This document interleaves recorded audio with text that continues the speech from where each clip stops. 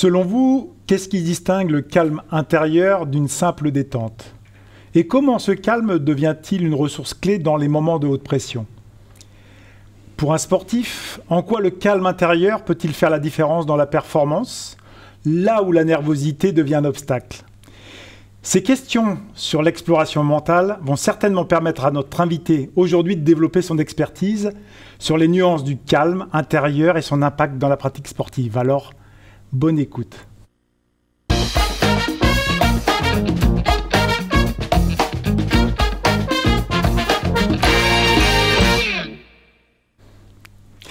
Aujourd'hui, donc, on parle de calme intérieur. La pratique sportive et la thématique, c'est... On parle de synonymes de sérénité, de détente, de tranquille, de relax. C'est vous qui nous avez apporté ces slides. Sébastien Tolosan, vous allez vous présenter un petit peu plus, mais vous êtes préparateur mental, notamment à Soyez Pro, et en même temps préparateur mental aussi sur l'île de la Réunion, puisque vous intervenez au CREPS et avec beaucoup de personnes ici sur l'île de la Réunion. Déjà, comment allez-vous et pourquoi en fait ces thématiques du calme? Je vais très bien. Merci beaucoup Eric de m'inviter sur ce plateau. C'est un vrai plaisir pour moi de pouvoir partager mon quotidien et voilà, donc déjà merci. Le calme intérieur, c'est une notion vraiment essentielle pour moi, qui est vraiment un indice de performance. Il me semble voilà, central en tout cas les personnes que j'accompagne. Il y a très souvent un lien étroit entre un sportif doté d'un calme et la performance.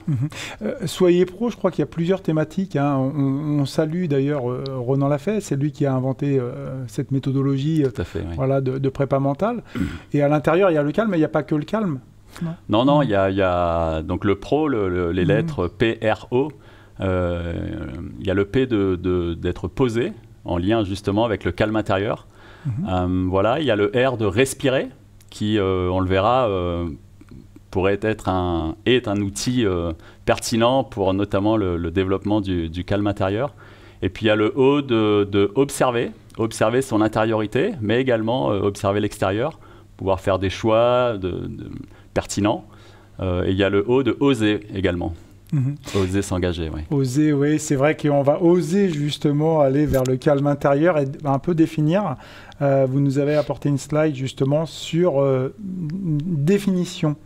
Et le calme intérieur, c'est, en résumé, c'est quoi le calme intérieur? Les signes d'un calme intérieur sont il y a un lien étroit avec le cœur.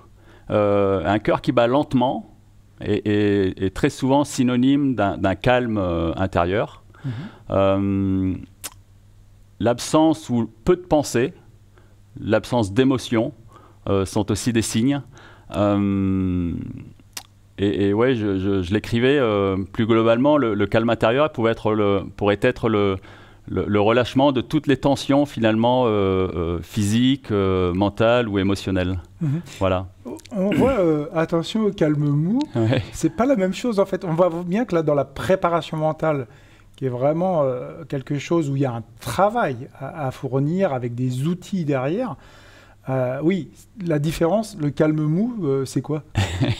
Le calme mou, c'est le calme non doté de vigilance.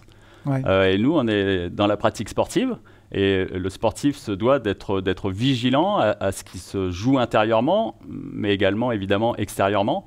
Et donc, il y a une association qui est indispensable, celle d'à la fois d'être doté d'un calme intérieur important, mais en même temps d'être vigilant, notamment en lien avec ses sens.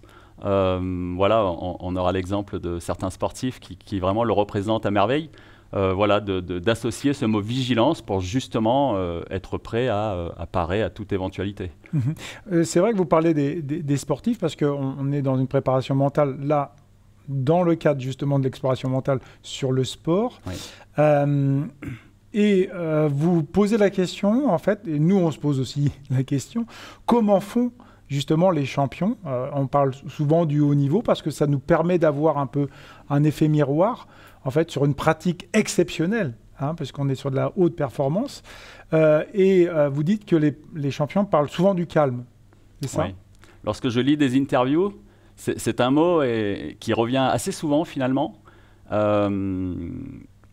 et qui fait le lien avec la notion de performance. Voilà, il y a une association qui se fait entre lorsque le sportif est calme et vigilant, il y a de la performance à la clé. Et à contrario, lorsque les sportifs évoquent des moments difficiles, peut-être des moments cruciaux, là où se jouait peut-être la victoire ou la défaite, et à contrario, ils parlent de nervosité. Voilà, donc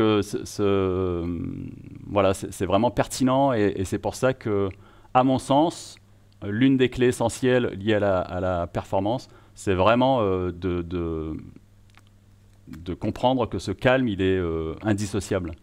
On le voit là, vous avez amené des petits exemples, notamment sur des grands champions, que ce soit sur l'apnée, Guillaume Néry, Novak Djokovic en tennis, c'est votre milieu d'ailleurs, le tennis privilégié, Floria Gay sur l'athlétisme et en trail, Xavier Thévenard ou Zach Miller. Les liens, on voit, il y a moment présent, vide mental, c'est quand même assez fort, s'occuper de soi, et puis le rythme. On voit bien les liens que vous faites. Est-ce que vous pouvez nous en dire un petit peu plus? C'est des mots quand même, la sémantique est importante là. Oui. Et c'est eux qui en parlent, et c'est pas si surprenant que ça, mais effectivement, Guillaume Néry, l'apnéiste, évoque le fait d'être totalement présent, il évoque d'être dans sa bulle, et dans cette bulle, complètement connecté à ses sens. Il évoque notamment le fait de ressentir ces bulles qui s'échappent de son nez ou de sa bouche. Il évoque lors de sa remontée l'eau qui glisse contre son corps.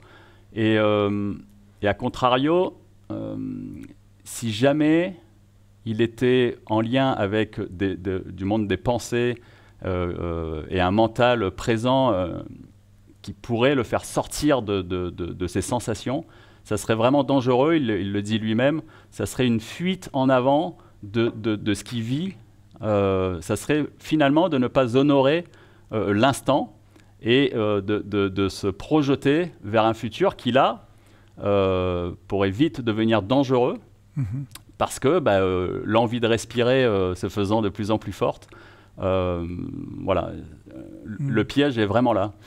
Pensée parasite un peu. Ouais, bien sûr, bien sûr. Il faut bien comprendre que les pensées et les émotions ont des liens très très étroits. Les pensées sont on pourrait presque dire que les pensées pourraient être des émotions.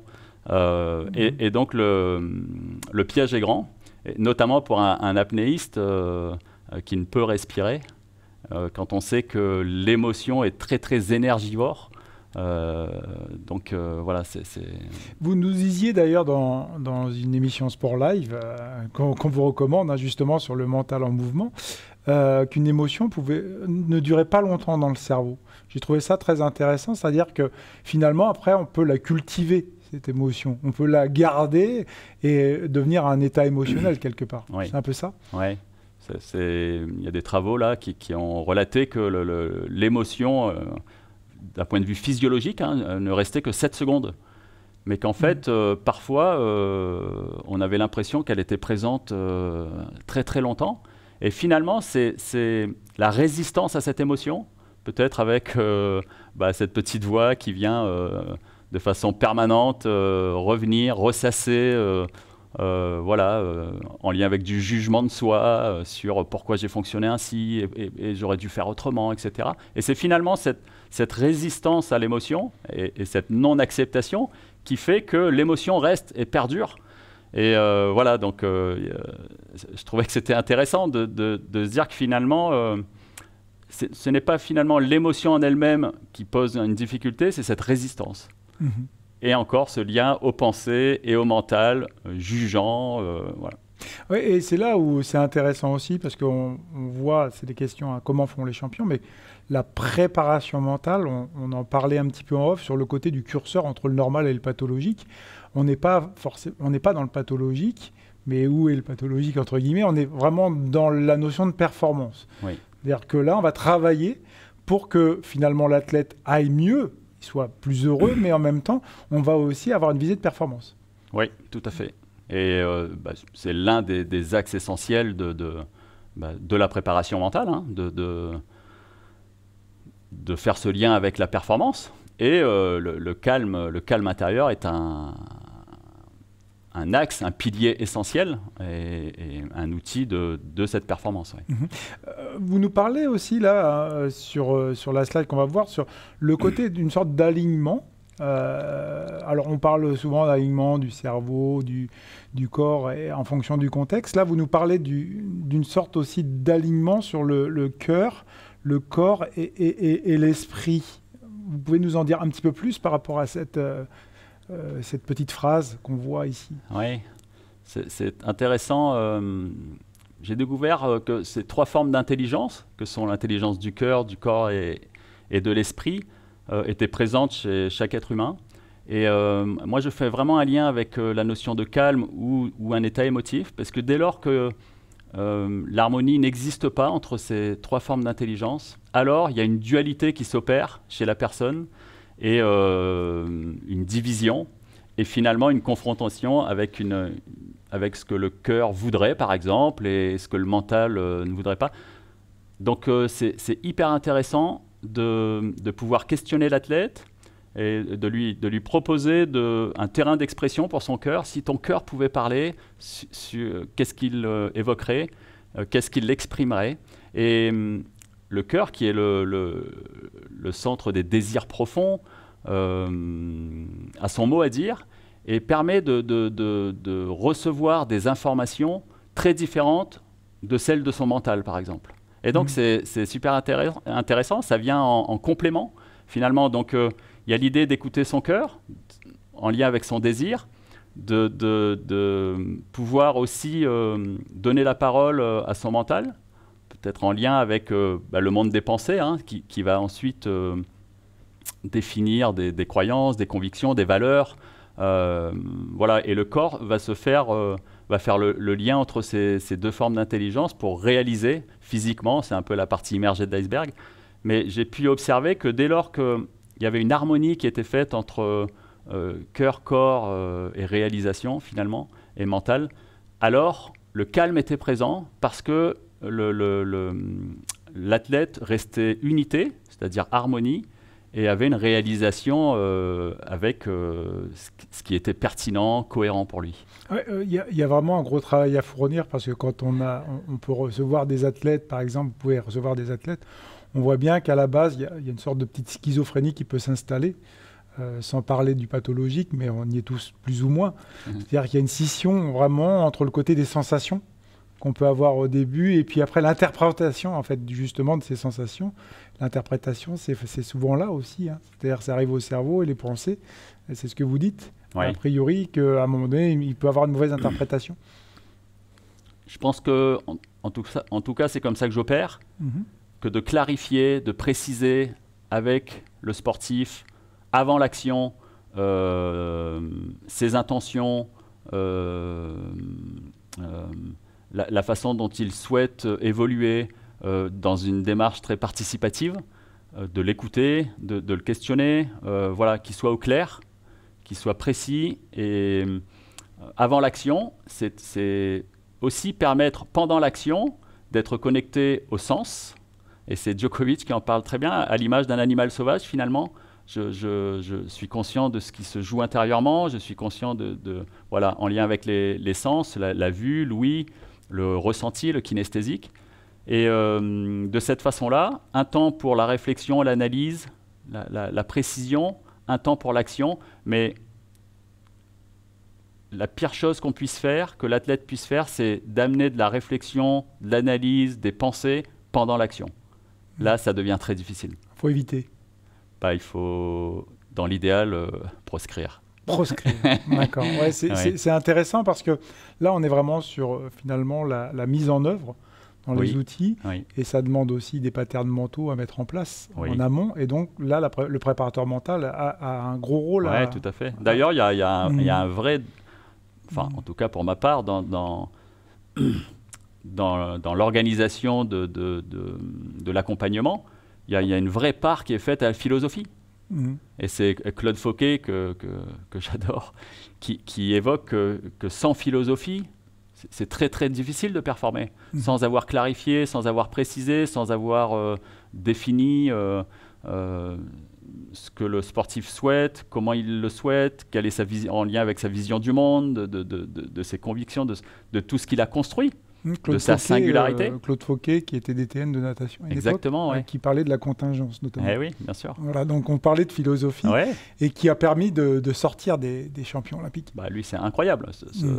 Lui, il a pris la natation française, lui-même n'est pas nageur, au 17e rang mondial pour l'amener au numéro 1 avec l'Australie et les États-Unis.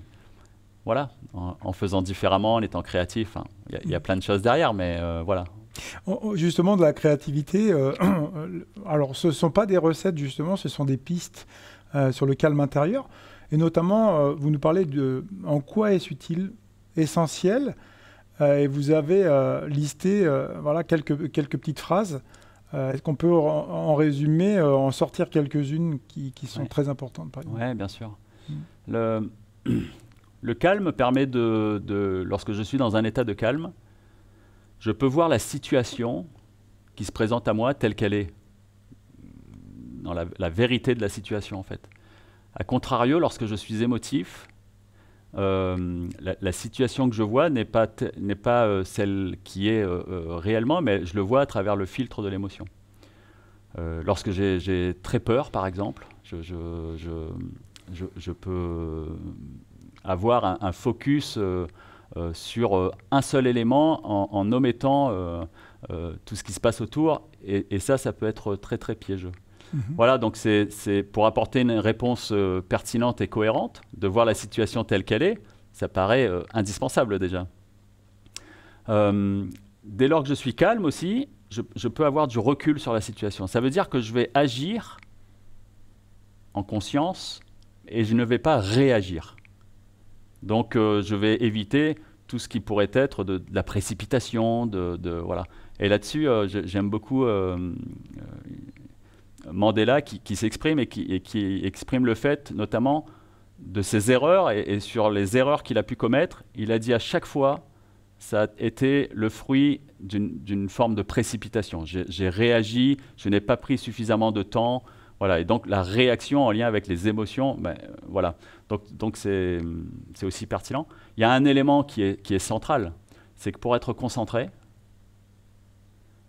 l'entrée en concentration qui se fait par les sens, il y a une condition également à cette entrée en concentration, c'est d'être calme. Dès lors que je suis émotif, on peut pas. Bah en fait, il y a tellement de perturbations internes qu'il devient difficile, en tout cas, d'atteindre cette concentration, de la maintenir dans le temps. Donc il y a une concentration qui saute, si je puis m'exprimer ainsi. C'est vraiment passionnant parce que quand on rentre, effectivement, on n'est pas sur des recettes, on est vraiment sur des états. Voilà, donc un état émotionnel ou pas, un état finalement de calme. Oui. Et l'intérêt, il y a vraiment un intérêt, alors au-delà même de l'aspect sportif, on pourrait le voir et le transférer même dans le domaine de l'entreprise ou dans le domaine des collectivités qu'on n'a plus. Hein, on n'est pas forcément très calme, notamment face à une situation. Mais l'intérêt là du calme dans la préparation mentale, vous nous avez indiqué deux petites choses. Voilà. Est-ce qu'on peut en parler un petit peu plus? Oui. Je ne sais pas si tout le monde en a conscience, et notamment les sportifs, mais lorsque je mets le doigt là-dessus, c'est d'un coup, il y a une prise de conscience qui se dit « Ouf, la situation de compétition, il faut bien voir ce qu'elle représente. » Elle représente de l'inconnu, parce qu'en fait, chaque situation est unique, puisqu'on est en mouvement permanent. Dans mon énergie, dans ma forme, extérieurement, les conditions, etc. Ça veut dire que la situation de compétition, c'est une situation qui est unique. Ça veut dire que je vais la vivre pour la première fois, comme je vais la vivre, et elle est éphémère. Et c'est également la dernière fois. Voilà. Dans chaque situation de compétition, il y a forcément des imprévus, des aléas. C'est vraiment, ça fait partie de la situation de compétition. Il y a également l'idée de ne pas savoir ce qui va se passer. On ne peut pas prédire ce qui va se passer. Donc c'est de l'inconnu. Tant mieux. Oui. Il y a donc d'un côté tous ces facteurs qui, je ne sais pas pour vous, mais peuvent paraître assez anxiogènes, créer un sentiment peut-être d'insécurité. Et puis de l'autre, en plus, il y a vos attentes. Je suis face à un problème. Je veux quelque chose que je n'ai pas. Prendre du plaisir, passer la ligne d'arrivée, performer. Pas de contrôle. Voilà. Et donc, le contexte de départ est quand même déjà anxiogène, difficile. Stressant. Si en plus, moi, je n'ai pas de contrôle sur mon calme et que je suis déjà dans un état moi-même en difficulté, avec un état émotif, et ben alors la compétition n'a pas démarré que déjà il y a beaucoup de choses qui se sont jouées. Voilà, donc justement, là on va un petit peu plus loin et il y a des signes. Donc les signes d'un calme antérieur, vous nous en proposez 5, c'est bien ça, qui sont très simples. Vous pouvez nous les reciter rapidement. Ouais. Un cœur qui bat lentement.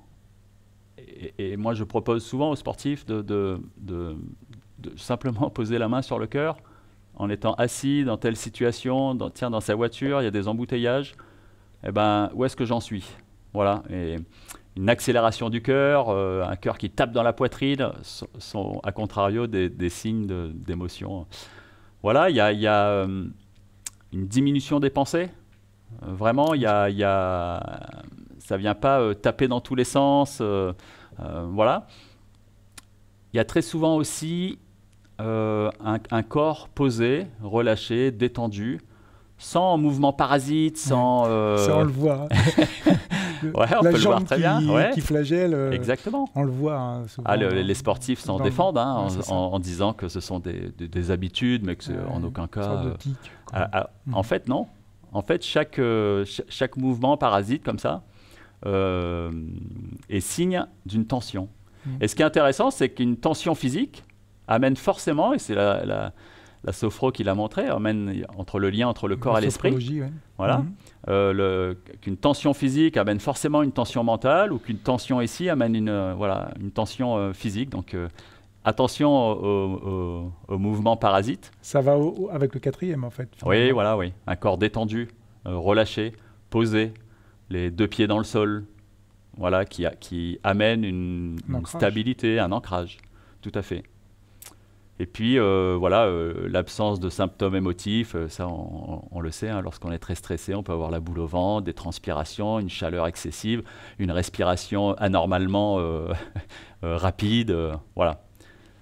Merci en tout cas, parce que c'est vraiment intéressant pour nos auditeurs justement d'avoir quelques petites pistes, parce que souvent on parle du préparateur mental comme quelque chose de très psychologique, mais on va puiser, on voit bien dans la philo, dans la psycho, mais dans les neurosciences, mais aussi après on va sur des outils concrets.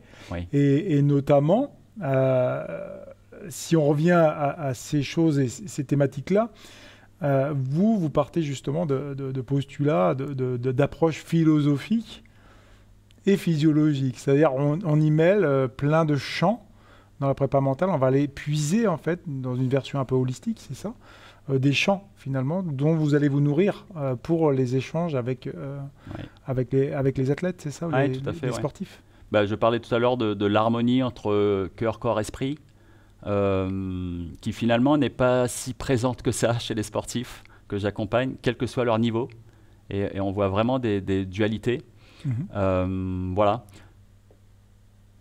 Dans 80% des cas, il y a un attachement au résultat qui est aussi déterminant dans le fait d'avoir un calme absent. Il y a un vrai attachement au résultat. Et là-dessus, et on parlait de philosophie, d'avoir un état d'esprit vraiment différent, d'aborder une compétition comme un jeu, comme le moyen d'aller s'adapter, d'aller s'observer avec curiosité, d'aller voir à quel point je suis capable de m'adapter à ce qui arrive.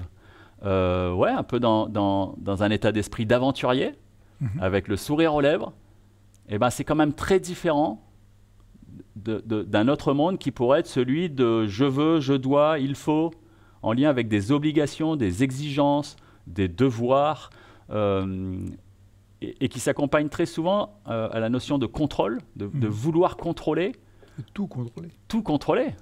Alors qu'on le disait tout à l'heure, une situation de compétition, bah, on ne sait pas en fait. Et c'est la première fois et je vais devoir m'adapter. Voilà, et en lien avec des attentes de résultats. Et j'aime bien André Comte-Sponville qui exprime que dès lors que le sportif est centré sur le résultat et qu'il espère ce résultat, ça s'accompagne inévitablement de la peur de ne pas réussir. Donc il exprime cette phrase il n'y a pas d'espoir sans crainte. Et dès lors que j'ai très envie, on pourrait dire tiens, c'est génial d'avoir envie, il est motivé, Et finalement, on se rend compte qu'il empile en parallèle des attentes. Et plus le sportif se met dans tiens, je vais bien manger, tiens, je vais prendre un préparateur mental, tiens, je vais me faire accompagner physiologiquement, je vais me coucher tôt, etc. Finalement, ça s'accompagne d'une lourdeur, un peu comme un sac à dos qu'on remplit de pierres, et des attentes, et finalement une pression excessive qui vient générer justement des tensions et sortir d'un calme et d'une légèreté. On appelle ça dans la prépa mentale, je crois, une prophétie autoréalisatrice presque. C'est-à-dire on va aller vers l'échec et en même temps, l'échec, on le maîtrise pas. On n'y connaît pas ses vertus. Charles Pépin a fait un livre là-dessus sur les vertus de l'échec. Parce que vous en parlez, je crois aussi, hein, de discuter autour de cet échec. Oui. C'est intéressant. Ça amène du calme. Et puis la France, en plus. Oui, là-dessus. C'est un sujet qui est délicat, qui est vu vraiment comme un aspect négatif.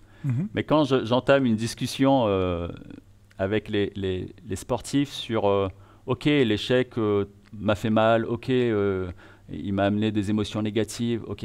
Est-ce qu'on pourrait le voir différemment? Est-ce qu'on pourrait le voir dans une globalité plus importante? Et finalement, en discutant avec l'athlète et en échangeant, très vite, il découvre que sans échec, il n'y a pas possibilité de performer. Mais les plus grands en parlent très facilement et très aisément. Claude Fauquet, qu'on citait tout à l'heure, va même très loin. Il dit que échec et performance sont synonymes. C'est impressionnant. Parce qu'au travers d'un échec, qu'est-ce que je fais quand je suis en échec? Je me remets en question. Je fais différemment. Je suis créatif. Je fais preuve de curiosité. Et finalement, qu'est-ce qui se passe? J'ai mon bagage qui grandit. Et par la suite, quand j'ai un bagage très large et que je peux m'adapter à telle situation ou telle autre, eh ben, je peux apporter des réponses différentes. Voilà, j'ai un bagage très large, qu'il soit technique, qu'il soit émotionnel, qu'il soit physique. Et du coup, évidemment, je performe. Et ça ramène un calme intérieur. Eh oui, bien sûr. On est là-dessus. C'est-à-dire que l'état d'esprit devient différent puisqu'on accepte l'échec comme finalement un process tout à fait normal. On ne le rejette pas, on l'accepte. Donc il y a vraiment cette idée de se dire, mais, et Guillaume Néry, qu'on évoquait tout à l'heure, en parle en exprimant qu'il avait beaucoup de mal à battre ses records, etc.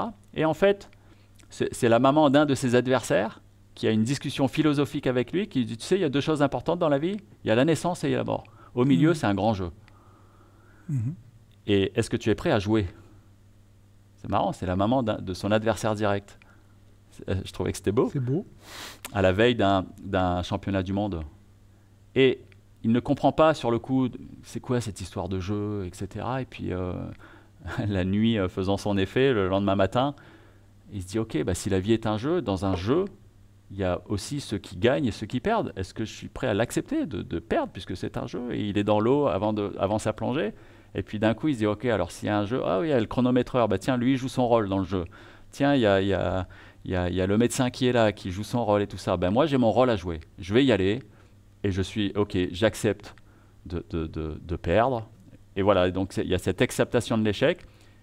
Dès lors, il enchaîne 3 records du monde. Donc pour lui, il l'explique très bien, ça a été sa résistance à la performance. Donc avoir des discussions philosophiques, pour retrouver ce calme, en lien avec cette acceptation, c'est fondamental. Mais moi, ce que je perçois là dans le monde du sport, c'est que ces discussions philosophiques, cette expression, etc., elle est très très peu présente. Parce qu'on s'occupe beaucoup à faire. Voilà. On est dans un monde d'accélération, comme dirait Harmon Rosa. Vous vous rendez compte qu'au tennis, un match de tennis, on joue 20% du temps.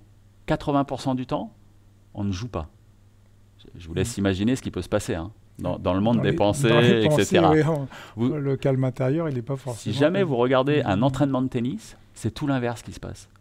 Le joueur, il tape dans la balle, il reproduit.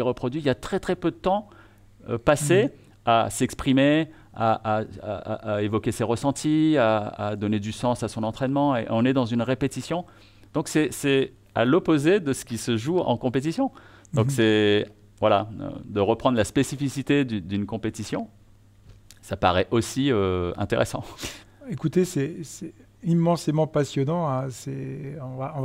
On est au bout de la causerie, malheureusement. Le temps passe très vite, puisqu'on était dans un calme intérieur et justement sur une conscience pas altérée, mais justement une conscience modifiée, puisque quand on parle comme ça en étant passionné, c'est chouette. On vous propose toujours quelques petites lectures. Et moi, je vais vous en proposer deux dans le cadre justement des causeries de l'exploration mentale, notamment deux livres de Michel Levanquien, qui est le premier sur le cerveau et le silence.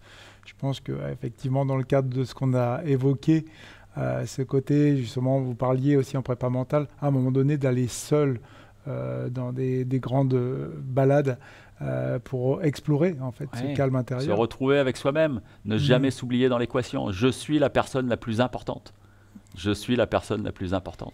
Et pour être importante, justement c'est cet ouvrage aussi de Michel Levanquien qui, lui, parle de cerveau et nature. Et là, je pense que ça vous parle parce que vous allez faire un périple. Vous allez traverser l'Europe en course à pied. Là, bientôt, c'est quand ? Début février, je pars 6 mois à raison d'un marathon par jour en autonomie. C'est l'idée de justement me retrouver avec moi-même, mieux me connaître, mieux comprendre. Je crois qu'un sportif qui performe, c'est aussi un entraîneur qui progresse, se remet en question, continue à travailler sur lui-même. On parle de discipline positive. Souvent, elle est perçue comme un aspect, là encore, plutôt négatif, mais une discipline qui fait sens pour soi, c'est indispensable.